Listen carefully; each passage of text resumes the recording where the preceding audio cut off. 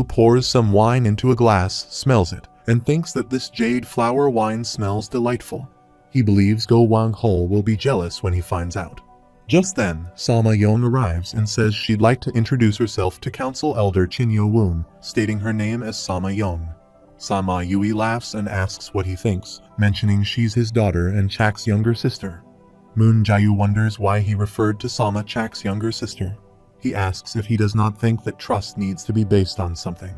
Jin Yo-woon asks what he means. Moon Jae-yu says if he is not mistaken, he is yet to be wed, and she still has a long way to go. She asks how about taking his daughter in as his wife. Moon Jae-yu gets shocked, spitting out the wine from his mouth and thinking what? Chin Yo-woon says he is a bit shocked by his suggestion.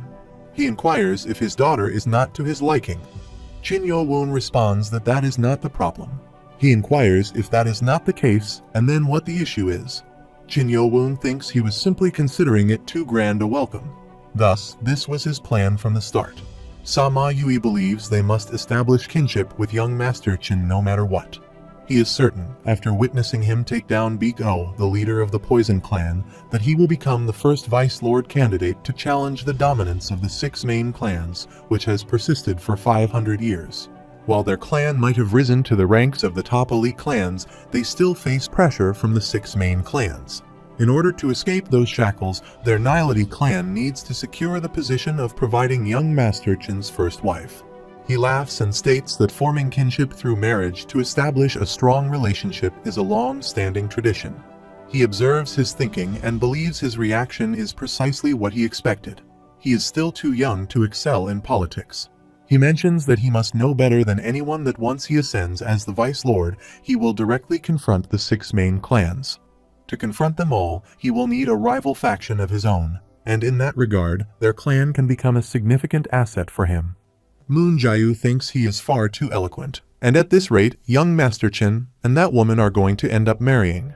She wonders why she is worried about that and reminds herself that she is merely a subordinate who has sworn loyalty to young Master Chin.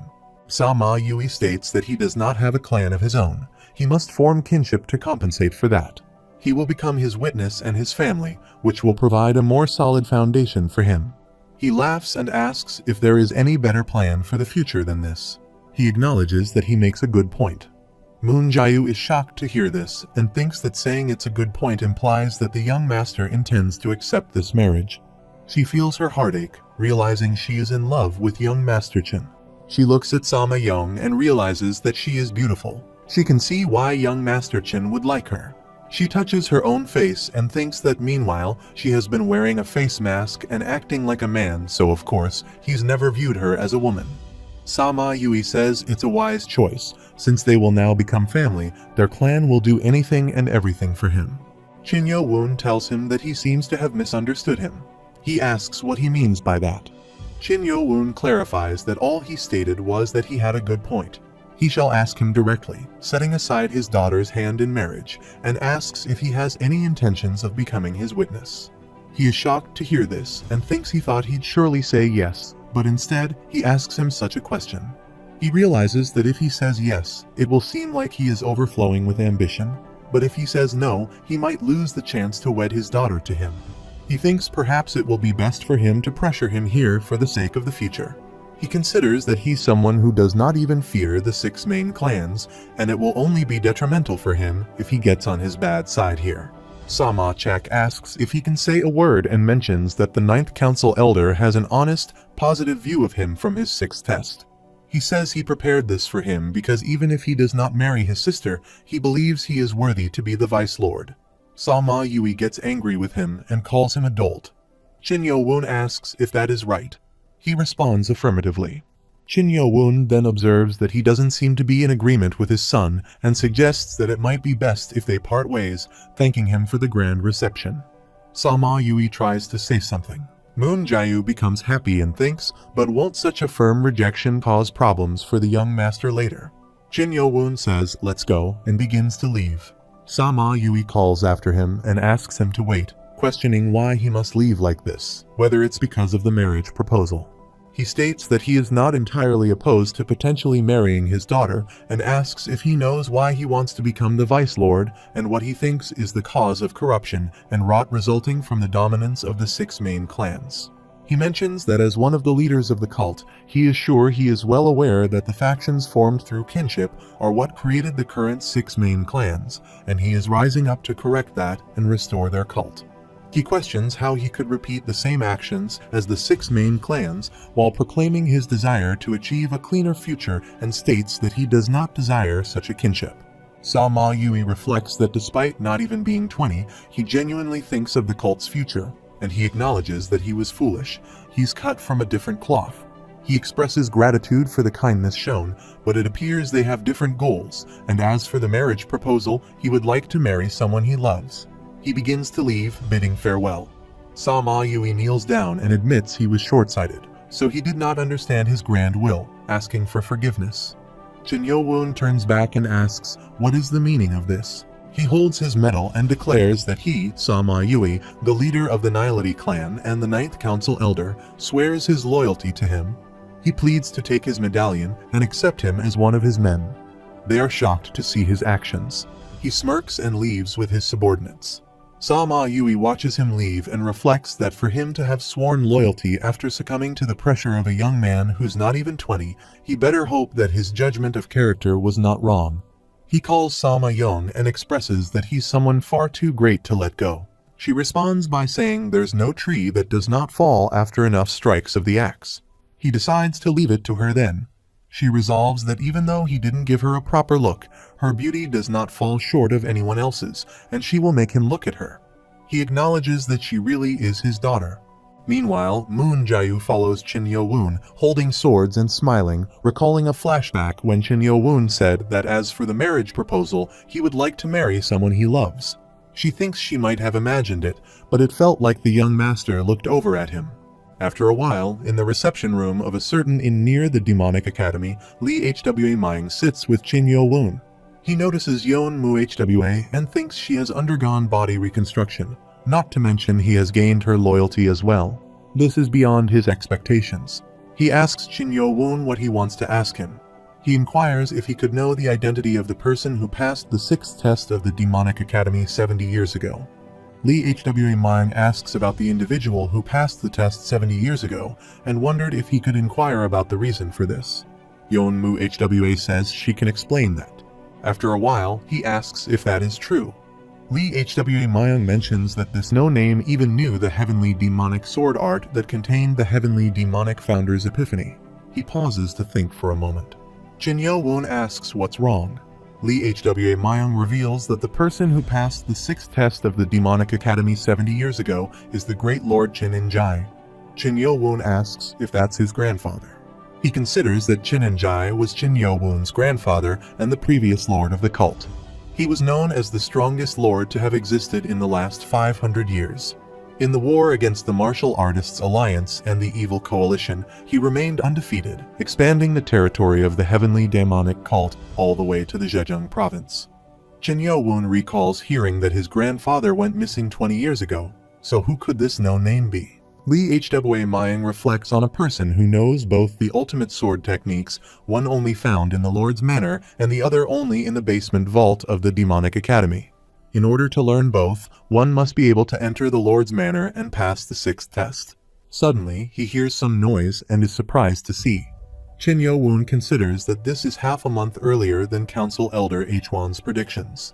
Meanwhile, at the east gate of the heavenly demonic castle, some guards arrive holding a cart while the Lord sits inside it. Lee Hwa Myung and Jin Yo-woon come to the terrace to observe them. People cheer and declare that it's the Lord. He is back.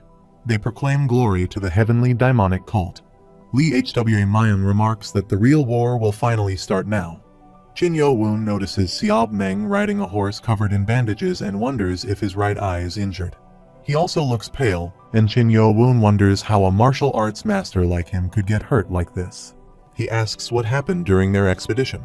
He mentions that it's not just Seob Meng. The 3rd council elder looks fine, but the council elders 4th and below appear to be in a mess. Hang So-yu, the 5th council elder, even seems to have lost her left arm, and one of the council elders is missing. Moon Jayu notices an old man and wonders if it could be her grandfather. She feels relief and thinks she is glad. He looks a bit worn out but not greatly hurt.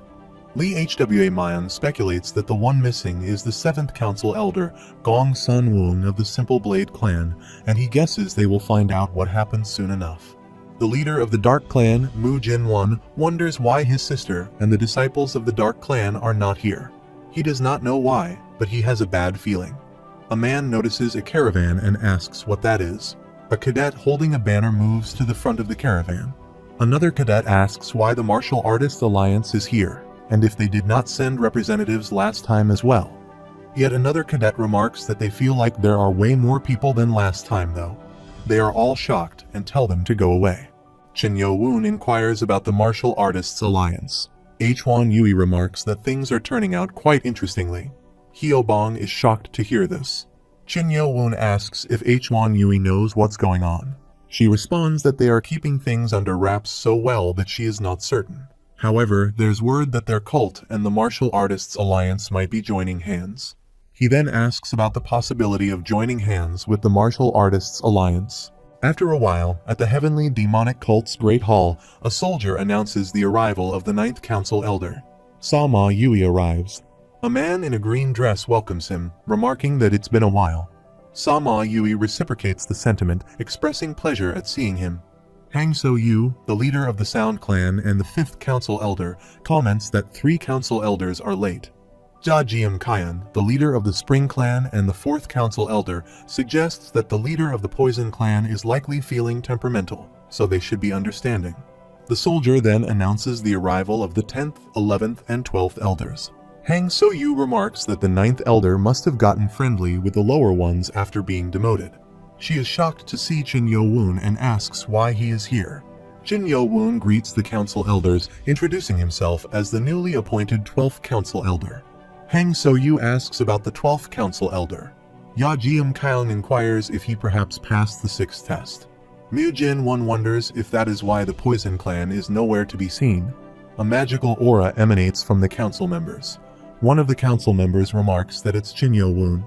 Kyung Bon Gi recalls that he's the one who cut off his grandson's arm.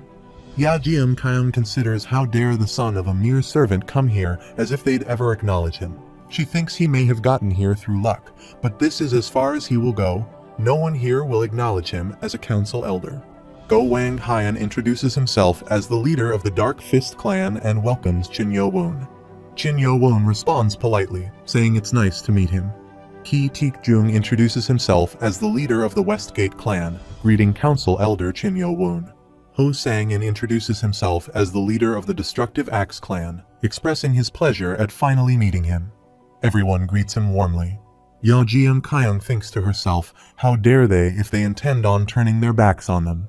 Chin Yo Woon considers that Go Wang Hul Hyo Bong and his other subordinates who left the Demonic Academy must have put in a lot of work. Hang So Yu wonders what happened while they were away. He reflects on how a threat that could have been crushed at any time grew into something so threatening. A soldier announces the arrival of the Lord. The Lord, Chin Yu Jong, arrives and takes his seat. They all stand up and proclaim, "All hail the great heavenly demonic cult. We, the lowly cultists of the heavenly demonic cult, welcome their great lord." Marakium instructs them all to sit down. They all move to take their seats. While sitting, Chin Yo Woon notices Chin Yu Jong and thinks the Lord's breathing is irregular, wondering if he has an internal injury. He observes that despite the irregular breathing, Chin Yu Jong's complexion looks normal, suggesting it's not as serious compared to the council elders. Siab Meng notices Chin Yo Woon and wonders what's up with this kid. He finds it hard to believe what he is seeing, noting the strength of his Kai is so upright. Siab Meng realizes that Chin Yo Woon has already surpassed him in strength, and he guesses he can't treat him as just a kid anymore. Chin Yo Woon observes as Chin Yu Jong stares at him, thinking that his glare is sharp like a sword. He assumes that Chin Yu Jong is trying to hide his surprise, but must be quite taken aback.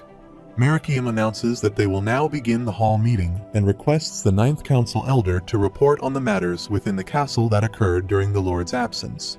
Sama Yui acknowledges and states that currently, within the castle, there are no surviving Poison Clan or Dark Clan members due to their conflict.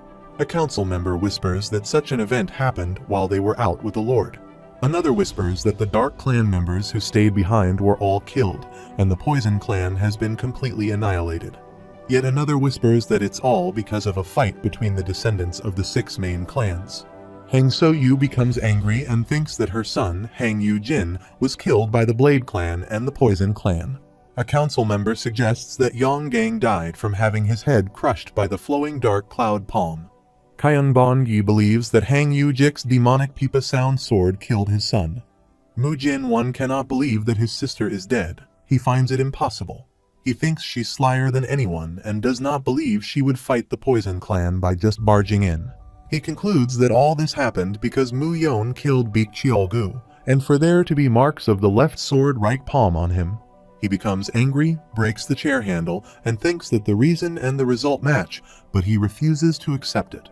Chin Yu-jong considers it spectacular for that girl to fall for a trap set by the Poison Clan. Lee Hwa Mine thinks that young Master Chin's place is truly shining right now, and that they can no longer have the same relationship as before. Sa-ma Yui thinks that following the rule of the cult and the demonic academy, Council Elder Jin Yo-woon has passed the 6th test and become the new 12th Council Elder. His appointment was delayed in his absence, and now he should be officially appointed to the position.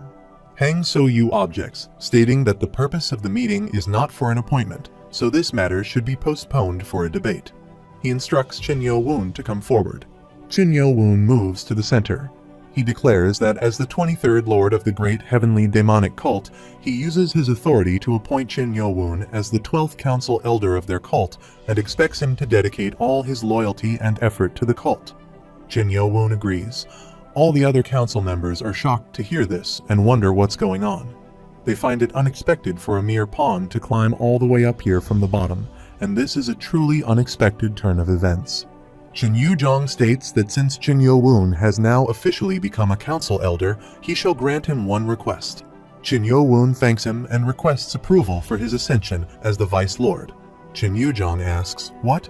Sa-ma Yui, Hwa Yui, and Yeon-mu Hwa step forward and request approval for young Master Chin's ascension as the Vice Lord. Ya-jian Kaing thinks he pulled one over them, realizing that this is what he was aiming for from the start. He can understand Sa-ma Yui, but he is surprised that he even got Yeon-mu Hwa and Hwa Yui on board. He thinks he somehow convinced the 2 strangest and hardest to control people in the cult. Xiao Meng thinks it's excellent, his dear disciple, and they have no grounds to object. Trying to pull anything would only decrease their standings. Lee Hwa Mayang thinks that with the Lord's imminent approval, the worst scenario will occur for them. Chin Yu-jong asks if the 3 witnesses acknowledge his 7th son as the Vice Lord. They confirm that they acknowledge young Master Chin Yo-woon as worthy to become their cult's Vice Lord. Chin Yu-jong then states that he shall officially approve it, realizing that he requested to be approved as the Vice Lord as if he was aiming for this all along. He concludes that Chin Yo-woon is truly a rascal. Lee Hwa Mayang places the sword and instructs the first council elder to put away his bloodthirst. He questions how dare he be so impudent at the Great Hall while the Lord is present. Mu-jin-won asks if he thinks he can't see through his sly scheme. Chin Yo-woon looks at him, visibly disturbed. Mu-jin-won abuses him. Chin Yu-jong intervenes, stating that's enough. Mu-jin-won kneels down and apologizes for his impudence, requesting punishment for his insolence. Chin Yu-jong responds, saying enough, get back to his seat. Mu-jin-won moves back to his seat. Lee Hwa Mayang notices him going. Mu-jin-won determines that he will reveal everything and rip Chin Yo-woon apart with his own hands, agreeing with the first elder. He recalls Chin Yo-woon admitting that he is the one who killed them all. Suddenly, he turns to attack Chin Yo-woon, intent on killing him. Lee Hwa Mayang observes that the first elder stops him. Using his magic, he throws Mu-jin-won away and warns him not to get in his way. Lee Hwa Mayang falls back and spits out blood. He then uses the last formation for the real demon's sword to attack Mu-jin-won. Yeon-mu Hwa is shocked to see this and wonders if this really is a true sword demon skill. Chin Yo-woon acknowledges that she is strong, far exceeding the existing sword demon strength, and it has been improved and developed. He counters Mu-jin-won's attack, employing the 24 demonic sword formation.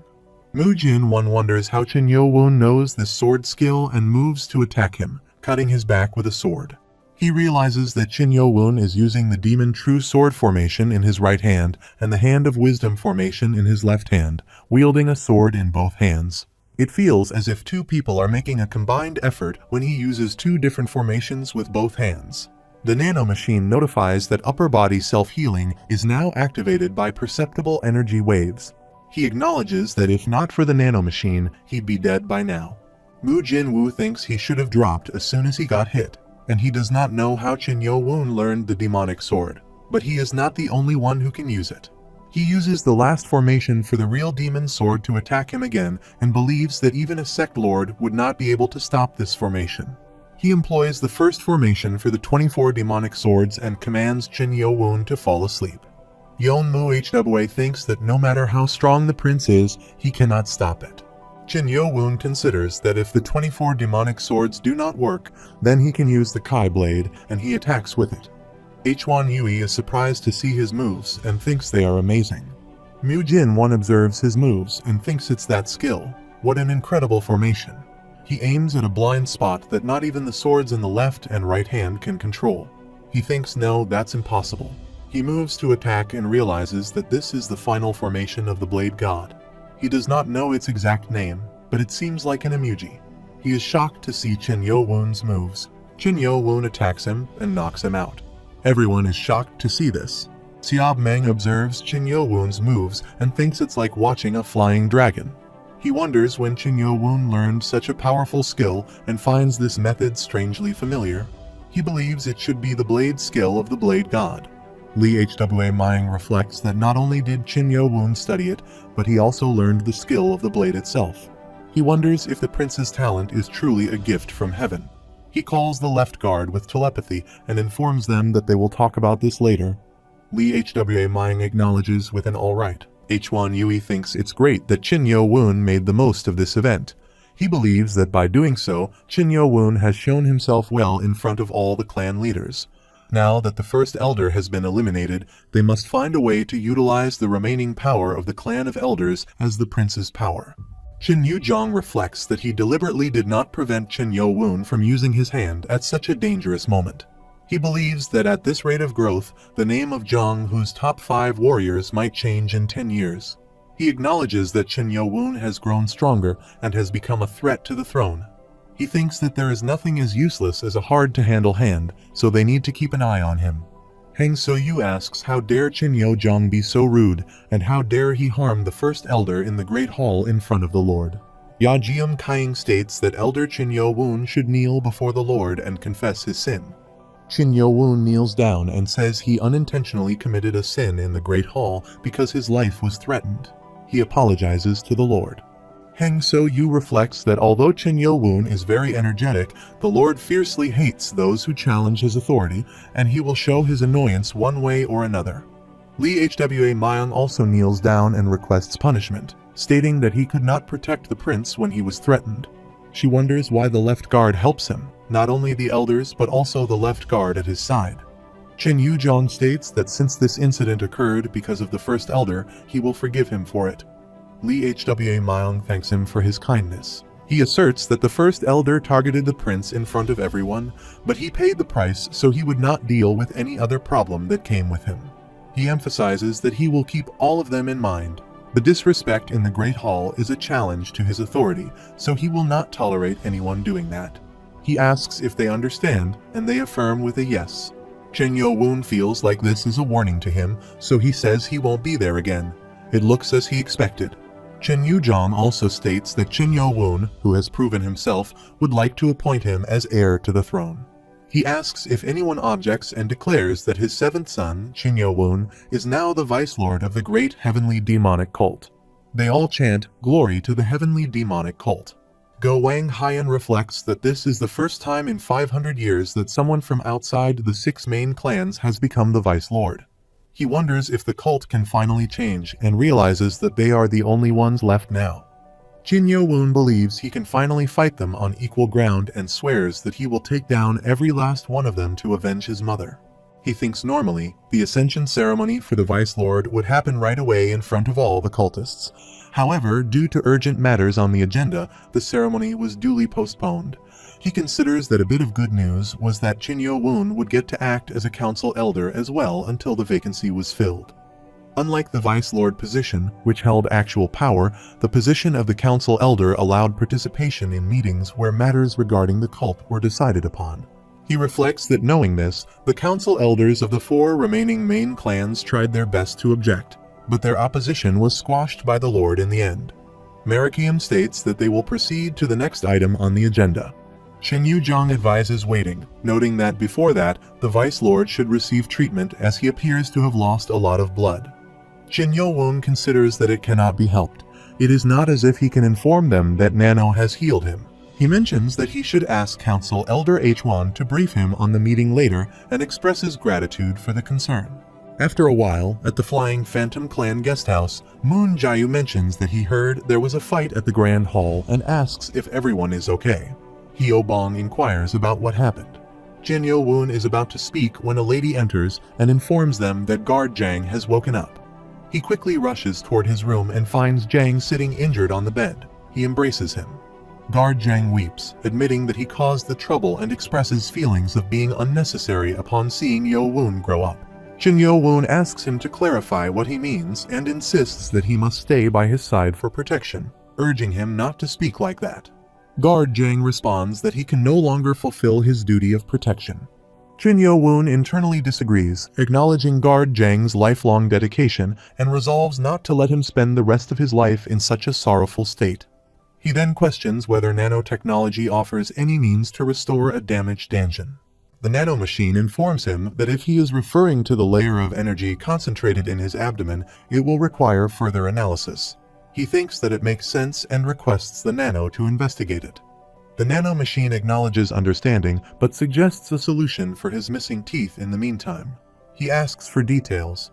The nano machine explains that he can opt for implants or fake teeth to replace his missing ones, providing the necessary information immediately. He reflects that if such techniques exist, he may not be able to address his Danjin issue immediately, but he can at least fix his teeth.